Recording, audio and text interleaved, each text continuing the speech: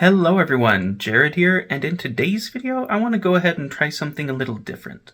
You see, in addition to the videos that I do about my travels around the world, I'm thinking that one thing I also want to do is to go ahead and try out talking about various news stories around the world, things that are of interest to me, and hopefully some of these stories will be interesting to all of you as well. So without any further ado, let's go ahead and get on into it. Let's go ahead and start with two stories from Africa.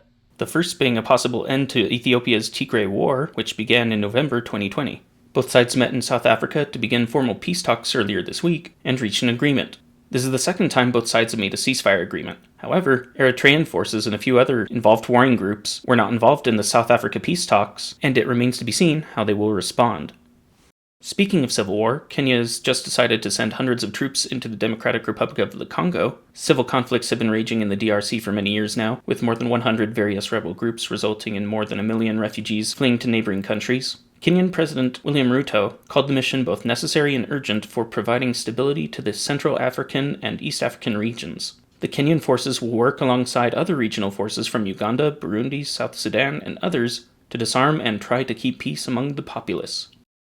In the Middle East, Israel just finished having an election for the fourth time in just 2 years, with former Prime Minister Benjamin Netanyahu once again returning to power with what might be the most politically right-wing coalition yet. Regardless of what one may think about Netanyahu as a human being, it can be stated that he is a very effective politician since he's been able to deny any corruption allegations and trials so far while regaining power once again. This time, however, Netanyahu is running alongside Itamar Ben-Gvir and Bezalel Smotrich, who are members of Israel's Religious Zionism Alliance. The former has even called for armed violence against the Palestinians in the past, and many more controversial statements.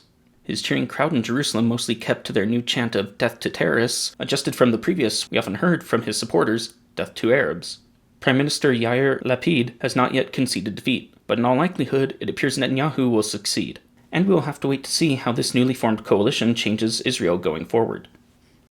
In other election news, Brazil's current Prime Minister, Jair Bolsonaro, lost to former Prime Minister Lula da Silva in a narrow election. Many originally believed Bolsonaro would not concede and reject the election results because following the election, there were 2 days of public silence. However, on Thursday, Bolsonaro admitted defeat and briefly stated that his supporters who had erected roadblocks, barricades, and caused property damage should stop doing so. Lula da Silva plans to tackle issues such as how to strengthen environmental protections and indigenous territories in Brazil during his next tenure as prime minister. Additionally, he is also seeking to bring together a highly polarized nation. Lastly, we will move on to East Asia, where there are a few stories I want to talk about briefly. First and foremost, many of you have probably heard about the stampede which happened during Halloween in Seoul, the capital of South Korea.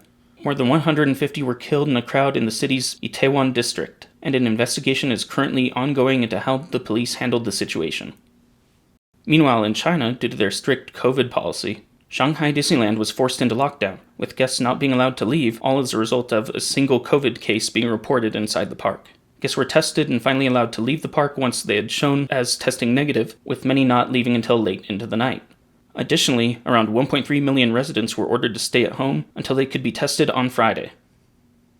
Finally, to end the news for today, I thought that I would end on a happier note. Although they do not have marriage equality, Japan has started allowing same-sex couples to obtain partnership certificates, which allow them to have access to many of the public services that male and female marriages enjoy. Tokyo was the first city to begin passing out the certificates on Tuesday, and many see this as a sign that Japan is moving in a direction that embraces gender equality. A poll conducted last year by Japan's national public broadcaster indicated a majority of Japanese citizens now support gay marriage. Oh, one more thing. This final story actually broke as I was finishing up this video. Pakistan's former Prime Minister Imran Khan was shot during an assassination attempt in Wazirabad while he was leading a protest march.